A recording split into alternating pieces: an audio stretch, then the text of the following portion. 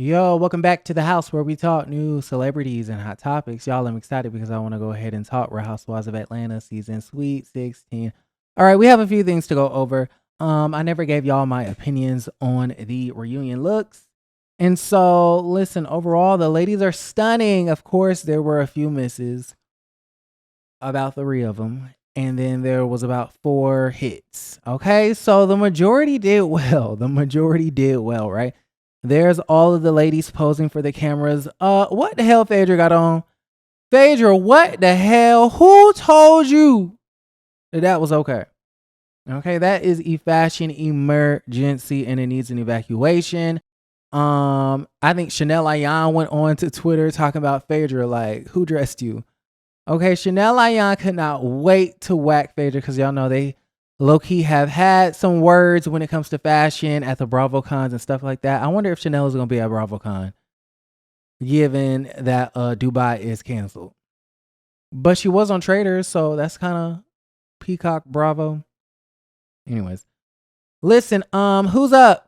We got Shamia Morton. Shamia looks fabulous. I mean, best dressed contender. I feel like it's not too much, but it's just enough. It fits her body perfectly. The colors are really complementing to her skin tone. Her skin looks fabulous. The bob is bobbing. I have no notes. Okay. Shamia looks great. Phaedra, like I've already said, Phaedra, I think she was going for like that island. I don't know what she was going for. It's just a tragedy. It's really a tragedy. Even like the bottom silky part, like it's stiff and it just don't fit right and it's not flattering and it's just why? Like why would you do that? We're all just a bit confused at that situation.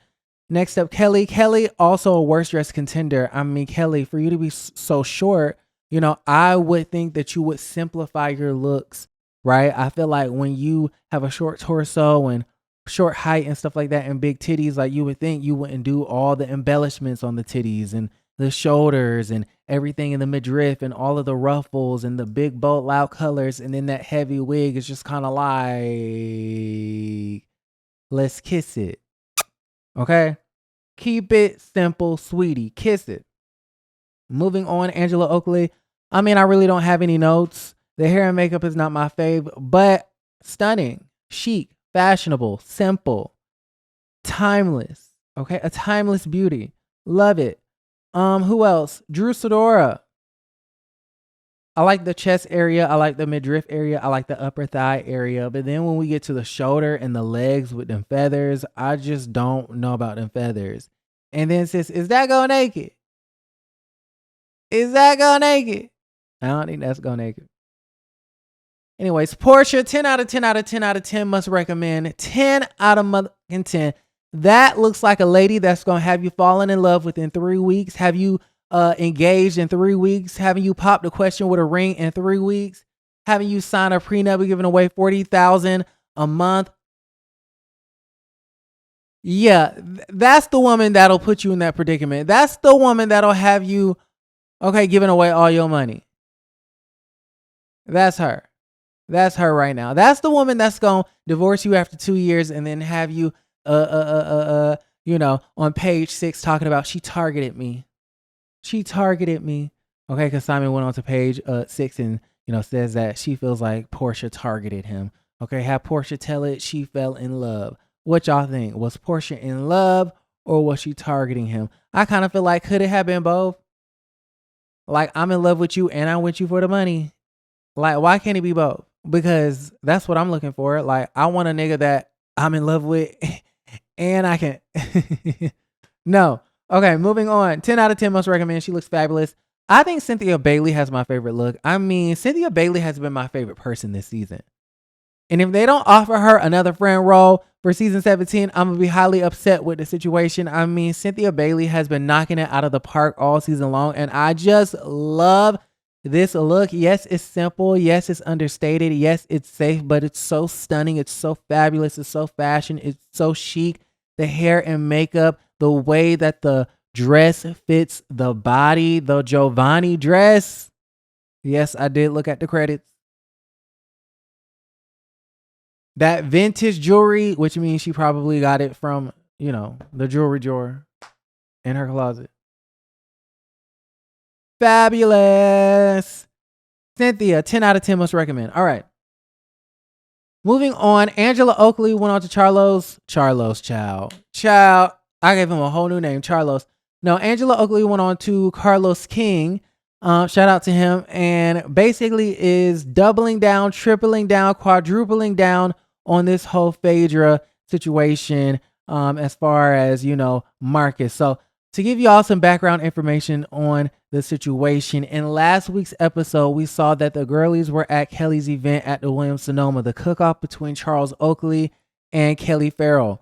All of a sudden, the ladies are eating their chicken and waffles, and you have this dude named Marcus who comes into the scene and wants to talk to Angela, talking about, oh, Angela, I want to talk to you. Your husband is still cheating. He was in my restaurant with another woman. In next week's episode, we see that Angela does her investigations with Drew Sidora, and they blackmail him with the sex offender situation. Okay, look up that T because I don't need no more cease and desist. Angela blackmails the man with the sex offender registry situation, that information. Okay, allegedly. And he comes out and says, Phaedra put me up to this. Phaedra is the one that told me to come up to you in Williams-Sonoma. She's the one that paid me to come up to you and, say whatever I said about Charles is still cheating and him being in my restaurant and cheating. Okay. And then also at the finale, I believe he kind of then turns on Angela. So, and then I hear she calls him a word that rhymes with maggot. It's a whole mess. I don't know. They'll keep that in, cut it out, child. I don't know. So basically in a nutshell, I know that was a lot, but keep up. In a nutshell, Angela is trying to frame Phaedra as the one who paid this Marcus dude to come up with this lie that Charles is still cheating on her. Okay, let's watch. Do you believe Phaedra started this rumor that Charles is still cheating on you? Absolutely, 100%. Yeah. And you know this because of the person she used to start the rumor told me it was her. Do you believe this person telling the truth? Yes, he had a lot to lose if he didn't. And it's just who he is and things that he done in his past. AKA I blackmailed him. Didn't want to come to light. So I found out about it. Do you believe, even though the shit came out anyways, but that might have been because he done turned on her and anyways. So now that Angela has the entire world believing that Phaedra paid this man and started this rumor, people are on to Twitter, X, and all over social media saying that they want Phaedra fired, that they want Phaedra banned from Bravo. Okay, it's too much. It's too much. Reality Roast went on to X and said, if this is true, Phaedra needs to be banned from Bravo forever, accusing Candy of drugging Porsha. And now this #RHOA is becoming so trashy. RHOA's been trashy. I don't know why y'all like to pretend that it's just became Love and Hip Hop, but okay. Someone else is agreeing with those sentiments, talking about Phaedra is the devil posing as a child of God. Well, good goddamn. They said get rid of her expeditiously, immediately, stat, ASAP after this shit. Y'all really want Phaedra fired? Has it been verified and confirmed that she's the one that actually put the man up to it? Do we have any receipts that Phaedra has had any communication with this Marcus man? Where are the receipts before we just start accusing her? I mean, y'all just taking people's words for it. And my whole thing is, what would Phaedra's motivation be? If she was the one to pay Marcus, what would her motivation be? I'm not defending Phaedra. I'm just saying, what would her motivation be? She came onto the show not knowing Angela. So why would she then pay someone and target Angela? For what reason? How does that benefit her? Unless the storyline was meant for Phaedra to be framed so that it sets up a Phaedra versus Angela beef next season. But then it causes me to be even more confused because why is Marcus on Twitter saying that it was Angela who orchestrated this lie on Phaedra? Y'all, what is going on? He went to X and said, Angela, you don't know me from a can of paint. Why lie? You orchestrated the Phaedra lie and sent that goon to my restaurant to threaten and bully us into saying that Charles was there with his daughter. You orchestrated The Phaedra lie.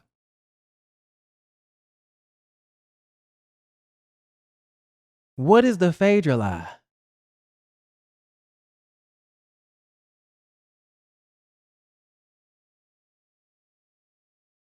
This man keeps switching up his story, and I'm just a bit... Y'all let me know how y'all feel about everything. Like the video, subscribe to the channel, and don't forget to create a great day. Is a scheme that was set up by Todd.